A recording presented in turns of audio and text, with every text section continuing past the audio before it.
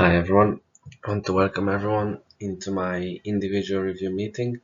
My name is Szeri and I'm going to talk about spending habits within European household, within the European Union on the recent dissertation that I just submitted for Nottingham Trent University.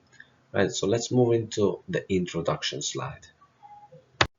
Okay, so now in the introduction, basically it's just an overview of the objectives and key question statements, just because we have a short amount of time.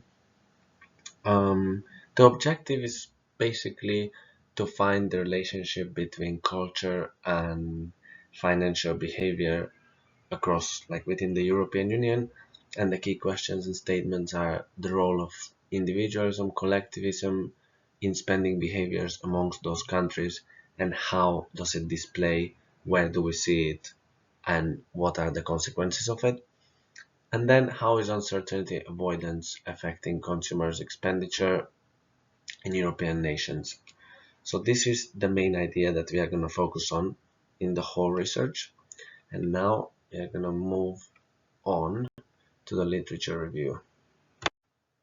Right, so in the next slide we are going to talk about the literature review and how I had to review previous literature to understand the whole concept and how the methodology and other analysis of the results work. So the first one that I had to review actually was Hofstede's cultural dimensions, which were kind of simple, but at the same time complex to understand. I also went through individualism and how financial risk taking, where did it start and how did it affect people. Then I went through a little bit on uncertainty avoidance and savings on different papers and how they analyzed Europe through time. It was interesting because how history changed, all the papers kind of shifted, and then cross-cultural financial behavior, that's basically just Europe. Every different country has, we are going to talk about this more in the methodology section and how I made the research, but every country is different, but at the same time some of them are the same. Okay, now as we talked through the literature review, now we are going to talk about the theoretical framework a little bit. So basically, to frame this study, I tried to utilize around Hofstede's cultural dimensions. The two dimensions most relevant to financial behavior are individualism versus collectivism and uncertainty avoidance. So individual versus collectivism refers to the extent to which people are integrated into groups, with individualistic societies emphasizing personal freedom and collectivistic societies focusing on more grouping themselves into each other and doing everything as a group. Uncertainty avoidance describes how comfortable a society is with uncertainty and ambiguities, with higher scores indicating a preference for stability and lower scores indicating more comfort with risk. And now we are going to move to the research methodology and how all that worked. Right, so the methodology, which was one of the crucial parts of the whole research, where I collected data and I almost got everything from Eurostat. It provided me with great data, so I did a quantitative and qualitative analysis and also got some survey responses, but we'll talk about that later. So on the quantitative side of things, I used regression analysis, where there was a positive correlation between individualism and spending growth, which meant that countries with higher individualism scores tended to have a greater increases in spending. However, there was a weak negative correlation between uncertainty avoidance and spending growth, suggesting that while higher uncertainty avoidance is generally associated with lower spending increases, this relationship is not strong. And then I used a cluster analysis, which countries were clustered together into groups on cultural dimensions and expenditure growth. Cluster 1 included countries like the Netherlands and Ireland, characterized by high individualism and low uncertainty avoidance, and saw very high expenditure growth there. Cluster 2 had moderate scores and medium growth, while Cluster 3 included countries like Italy and Greece and had low individualism, high uncertainty avoidance, and lower growth. Then, qualitative analysis provided some additional insights. The thematic analysis, which was one of the techniques I used, revealed the concept of pent up demand, where spending surged in some countries as restrictions from the pandemic basically just went by and stopped and eased, and there were less regulations. Cultural attitudes towards debt also varied widely, with some countries showing a higher tolerance for credit-based consumption. And lastly, the last analysis I did was content analysis of the survey responses, highlighted economic uncertainty as the most frequently mentioned factor affecting spending decisions, followed by cultural values and government policies. This suggests that culture plays a significant role, yes. Economic and policy factors are also crucial in shaping financial behavior. Right now, moving on. So I wanted to talk a little bit about the surveys now as we moved onto another slide. I mean, I got the data from Eurostat. There were three questions here, like cultural influence on spending, importance of saving, impulsive buying, where on cultural influence I got 3.7 out of 5, which is I would say moderate. The importance of saving 4.2, which is quite high and it's important, and impulsive buying 2.8. So the impulsive buying was coming more from Western countries who are more individualistic and they can just afford more luxurious goods. And the importance of saving for me was kind of interesting because I feel like we have that because we have an aging population in Europe, and obviously older people tend to invest more and tend to think wiser on the thing. And just cultural influence on spending, I would say it's very medium, so not much to say there. Now let's move on again to the next slide. Okay, so now in this slide, next, now we analyzed household expenditure data, which I got it on an Excel sheet, cleaned up, and everything was great. Just to see how spending patterns varied across Europe. And here I just wanted to show kind of like a contradiction between top and bottom countries in terms of expenditure growth between 2021 and 2022. So all my data was used from 2022. So Malta led with a remarkable 18.9% growth, which was followed by Cyprus at 11.8%. And on the other end of the spectrum, from the bottom, Germany saw a modest 2.8 increase, while Italy experienced a decline of 8%. I mean, these differences suggest that cultural and economic factors can influence how people in different countries spend their money. So these were just some stats that I could get, and I thought that was interesting to put it into my presentation, how the small countries going higher. I mean, obviously Malta and Cyprus, they have a bigger margin to go for, and Germany and Italy, they are kind of going constant. And yeah, I just found it interesting and I wanted to put it into the presentation. And so now moving on, now just linking the results together, connect these findings back to original research questions. The relationship between individualism and spending was kind of as expected, with individualistic culture spending more, higher growth.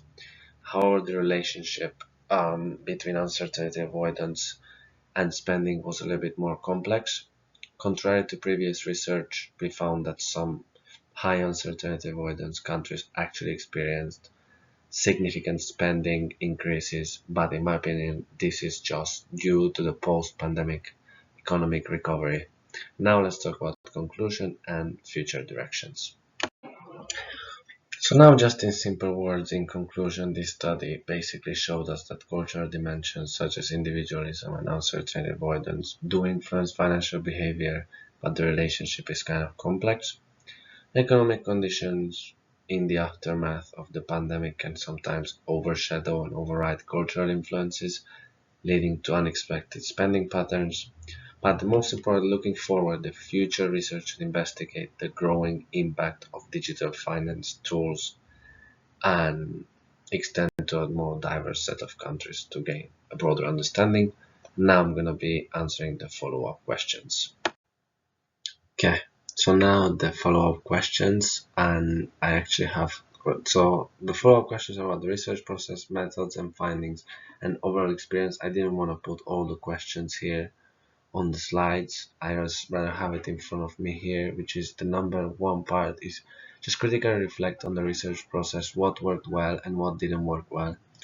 Well, honestly, for me, I wanted to do the regression analysis just because I felt like it was a key part of the whole year and what we did in quants, but I don't think it works super well, and I'm not 100% it's correct. I used it, so that didn't really work well. The other analysis, cluster analysis, thematic analysis, content analysis, they work perfectly. They were great, especially for this type of research. The next question is, what problems did I encounter and how did I overcome them? Again, just going back to a little bit of the e-views and the software type of stuff that I was just not completely sure how I can incorporate everything in this. Now I try to keep it as simple as possible, but after I think at the end I got it, because then I ran the analysis and I got some results which I mentioned and the correlations and everything. So I think after all it worked out, but I didn't want to do it super complex. And if I were to do research again, would you do anything differently? Well, I would say probably yes. I would leave out e-views and just find, maybe instead of that technique, I would use a synopsis of the previous research. So I would do it as in a separate section, just work with that. Moving on to like part two on methods and findings. I'm pretty confident in my findings because the data I got from Eurostat was actually great. So everything that is there, Eurostat provided me with super data. And was your methodology appropriate? Could your data be interpreted in other ways? Well, I think it was appropriate, but my data obviously can be interpreted in different ways and how you use the data. I mean, this is on households from different countries, and maybe you can target only utilities, only countries that spend more on luxurious goods, but I kind of mashed everything together.